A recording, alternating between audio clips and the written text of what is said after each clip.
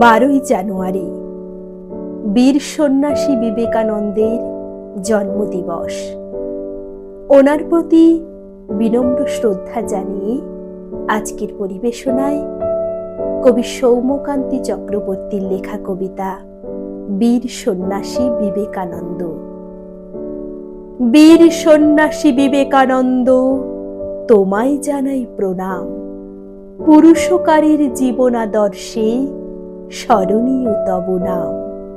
এসেছিলে এই ভারতবর্ষে নবযৌবন করতে, হিন্দু ধর্ম মর্যাদা পেল তোমারই চেষ্টাতে। বলেছিলে তুমি তাই, মুচি ম্যাথর চণ্ডাল, আমার রক্ত আমার ভাই। তোমারই প্রচেষ্টাতে ভারতবর্ষ স্থান পেল বিশ্ব প্রেক্ষাপটে। আজকের এই শতাব্দীতে জানাই তোমায় শ্রদ্ধা।